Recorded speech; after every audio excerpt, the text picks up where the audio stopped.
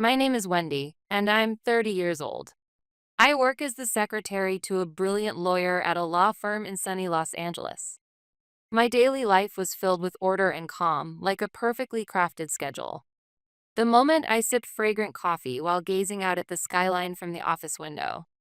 The sense of accomplishment I felt as I calmly handled tasks in an office where complex legal jargon flew around. And the peaceful weekends I spent with my trusted partner, Kevin. I carried a quiet pride, believing that this happiness was something I had grasped with my own hands without relying on anyone else. But one day, the harmony of my seemingly perfect world was suddenly shattered. It began with a single phone call. On my smartphone screen appeared the word mother. For 2 years, I hadn't kept in touch with her. We were, for all intents and purposes, estranged. In that instant, it felt as if a cold hand had gripped my heart. I could have ignored it, but my fingers slid across the screen almost against my will, as if some part of me had always known this day would come. On the other end of the line, I heard my mother's voice breaking through sobs. Wendy, please, you have to help me. Julia and he. There's nothing more I can do. Julia. That name was like a cursed word, prying open the Pandora's box I had locked deep within my memory. My only sister. And when she said, Julia and he, I didn't need to ask to know what she meant that man. Paul.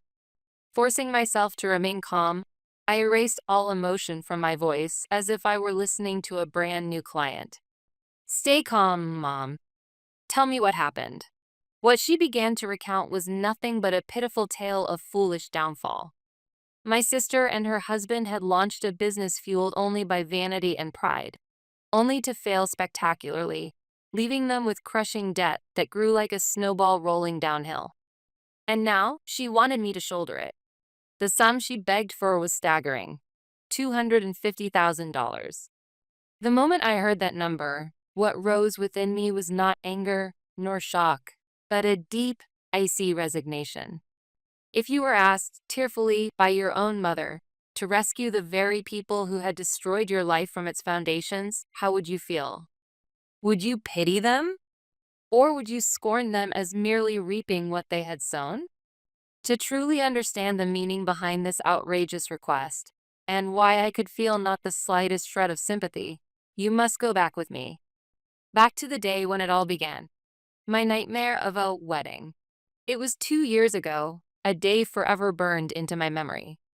The day when I plummeted from the peak of happiness to the depths of hell in just a matter of hours. That is where this entire story begins. 2 years ago, on that fateful day, I awoke to the most radiant morning of my life. Dressed in a pure white wedding gown, I looked into the mirror and felt my chest tremble with rising happiness.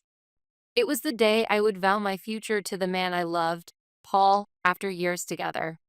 He was an elite, admired by all, rumored to be a millionaire with extraordinary success.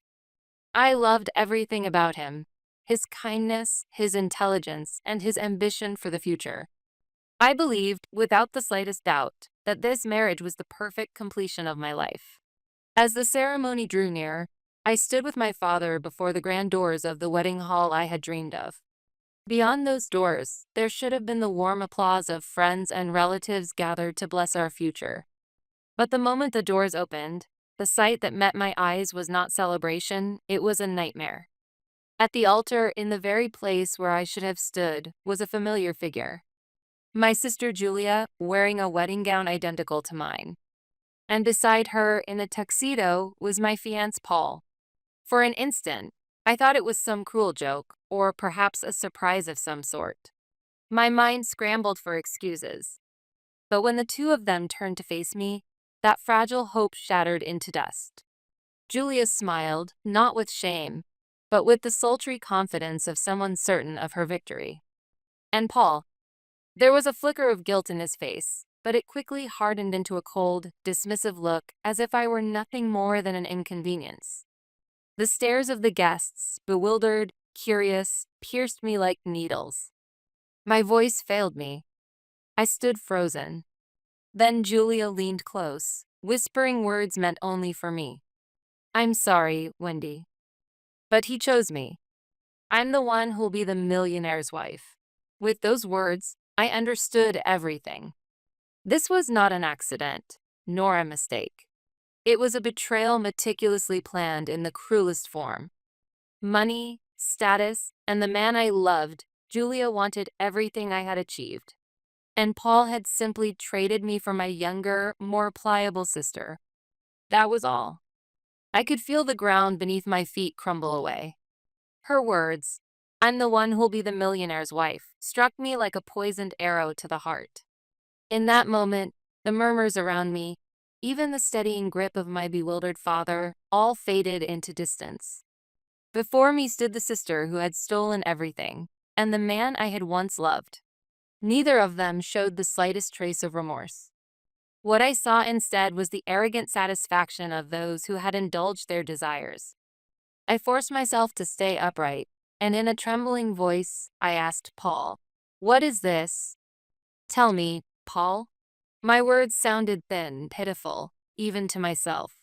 He frowned slightly, as though annoyed by the nuisance, and then, with the indifference of someone kicking a stone from his path, he delivered the final blow.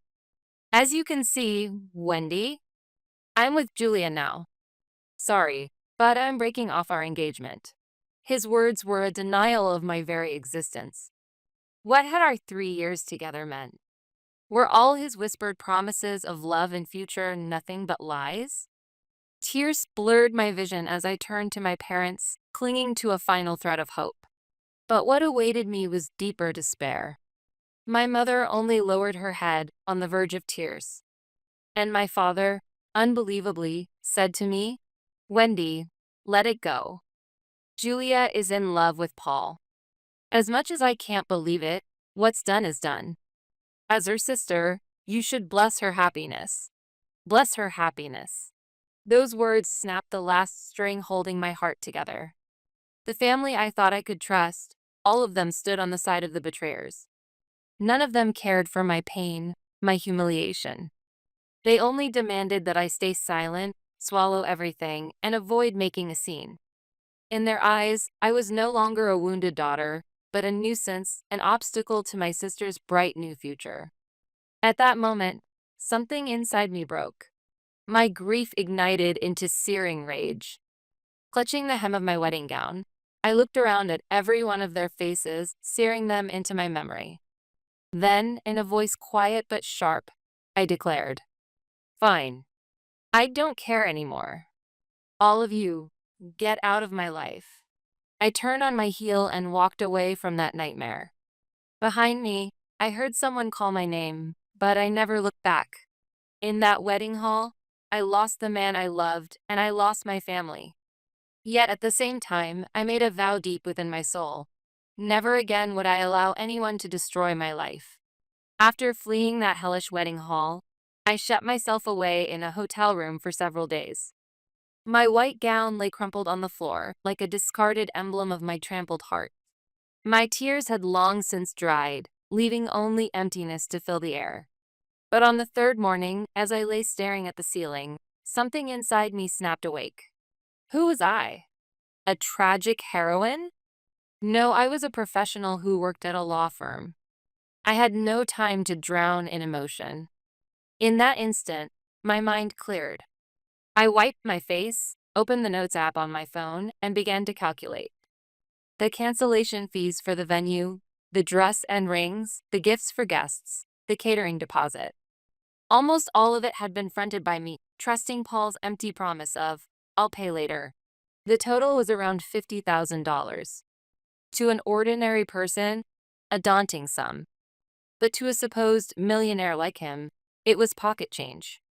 Quietly, I whispered to myself, "No sentimental revenge. I'll just reclaim every cent of what I lost." This isn't vengeance. It's business. I immediately contacted my boss, Attorney Hansen, and explained the situation concisely. Impressed by my composure, he drafted a formal invoice as my legal representative.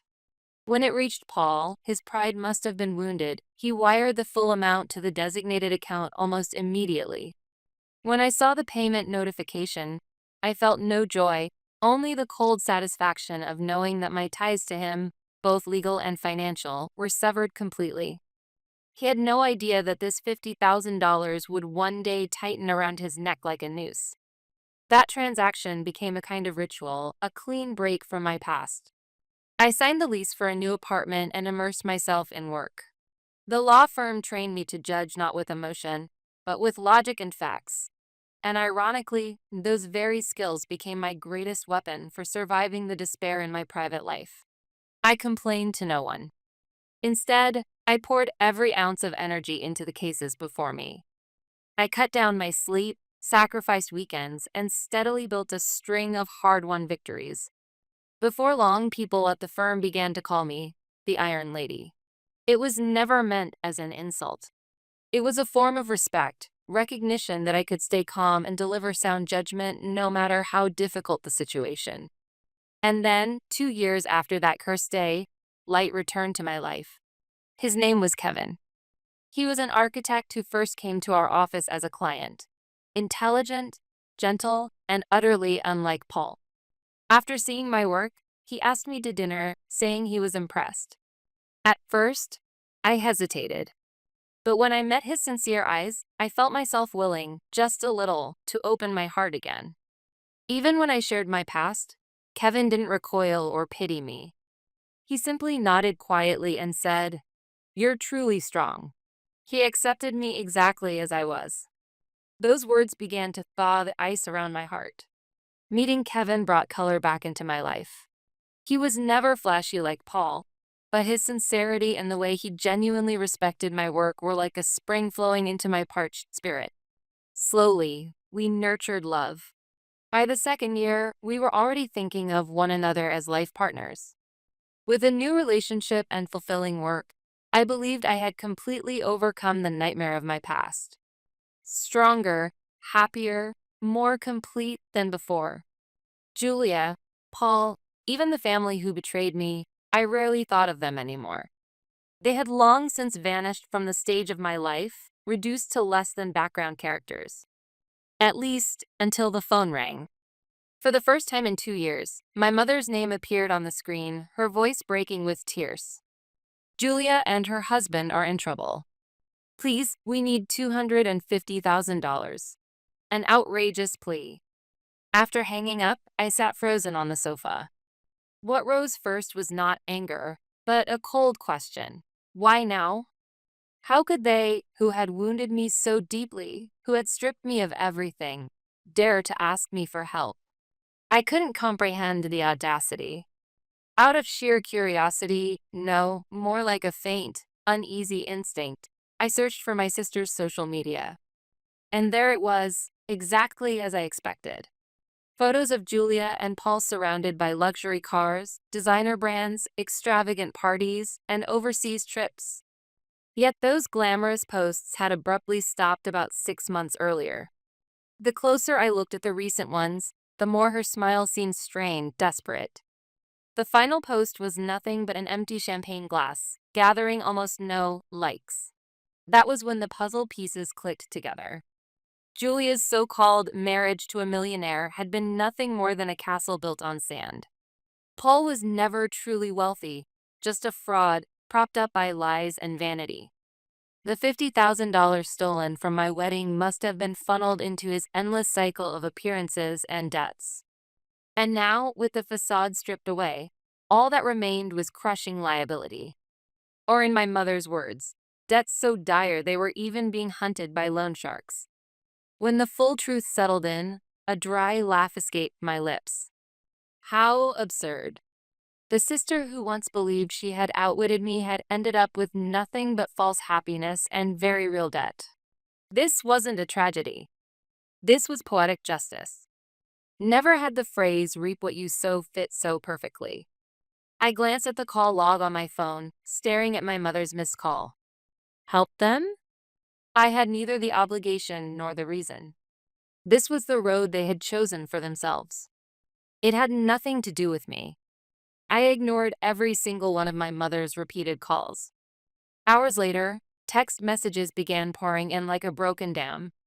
"Wendy, please, I'm begging you to reconsider. Julia is your only sister. How can you abandon your family? Don't become such a cold-hearted person. Not one of those words touched me. Who was it that refused to treat me as family 2 years ago? The shallowness of using the word family only when it was convenient didn't even make me angry anymore. It only left me with a weary kind of contempt. Perhaps frustrated by my silence, my mother's tone shifted from pleading to accusing. I know you're successful. Why won't you give even a little to help? It's your stubbornness that's driving Julia into despair. As if their misfortune were somehow my fault, simply because I refused to rescue them. Calmly, I opened my phone settings and blocked her number. At last, I thought there would be quiet. But that very evening, as Kevin and I sat down to dinner, the apartment intercom rang violently.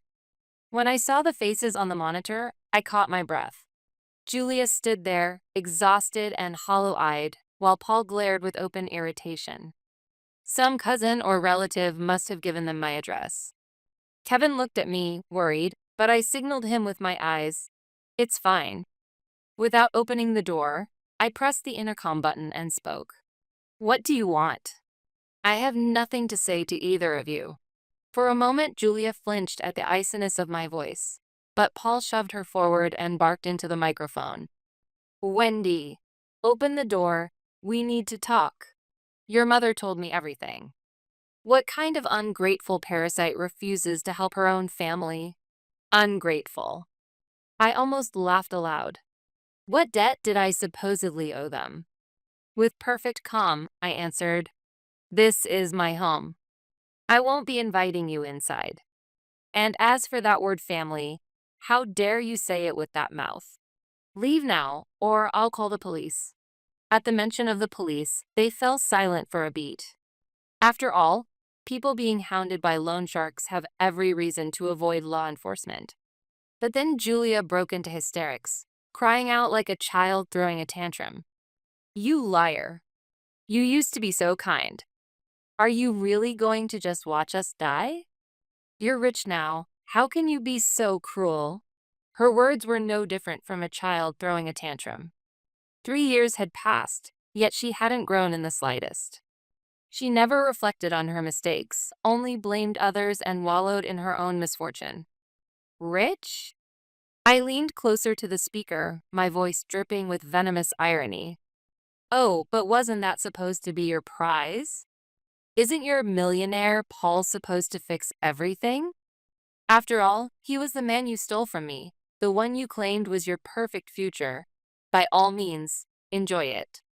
The two of you deserve each other. My words struck with surgical precision. On the monitor, Julia's face flushed scarlet with rage and humiliation, while Paul's mask of arrogance finally cracked, twisting into hatred. He had been parading himself as a visionary IT startup CEO, boasting of cutting-edge AI and disruptive innovation. But in truth, it was smoke and mirrors.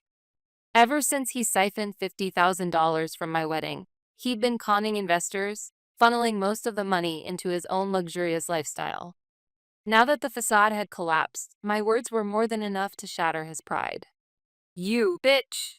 He snarled like a cornered animal, slamming his fist into my front door.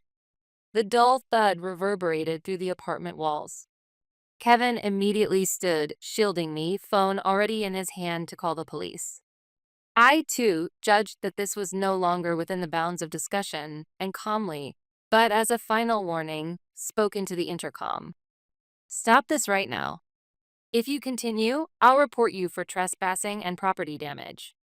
Whether you end up with a criminal record is none of my concern. Coming from someone who worked in a law office, words like trespassing and property damage were not idle threats, and they knew it. The banging on the door stopped, but Paul sneered and spat his words instead. Remember this, Wendy. You'll regret what you did to us.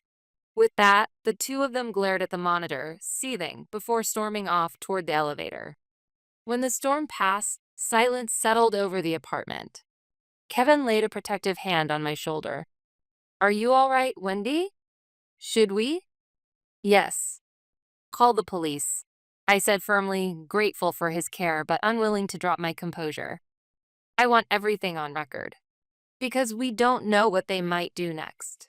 That night, we gave a full statement to the police and requested increased patrols around the building. Kevin offered, "If you'd like, you could stay at my place for a while." But I shook my head. "Thank you, Kevin, but I won't run. This is my home. If I give it up under their threats, that would mean they've won." He saw the resolve in my eyes and said nothing more, only held me tightly. From that day forward, I knew my real battle had begun. They would not give up easily. And as I feared, my intuition was right. The worst was yet to come. Since that day, Kevin and I have never let our guard down. We installed additional security cameras and replaced the door lock with something far more secure. For a few days, nothing unusual happened. The quiet felt almost like the calm before a storm. I even allowed myself the faint hope that perhaps they had finally given up. But just as that thought began to take root, the next incident struck, this time at my workplace, the place where I was most exposed. That day, I had just finished a meeting with an important client and was walking through the lobby of the office building. Out of the corner of my eye, I caught sight of two all too familiar figures. Julia and Paul stood up from the sofas as though they had been waiting for me. They no longer looked worn down, but unsettlingly composed. I froze for a moment, but quickly decided that fleeing would only give them power. I tried to walk past, ignoring them. Paul stepped directly into my path. "Wendy, just a moment. This is the final conversation."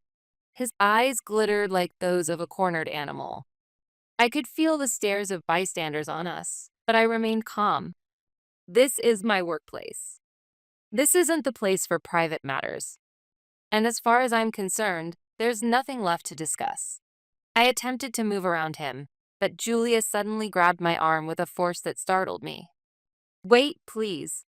Our lives are on the line. Are you really just going to let us die?" Her shrill voice carried less the tone of desperation than of threat. I tried to shake her off, but her grip was unnaturally tight.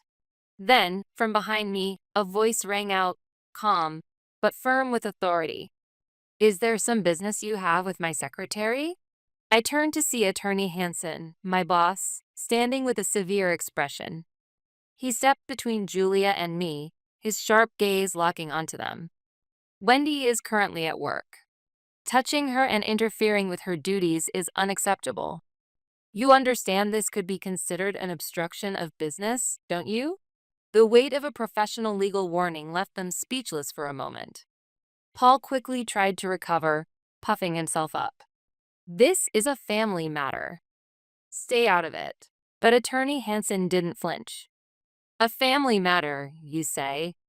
And yet this is a public building and my office.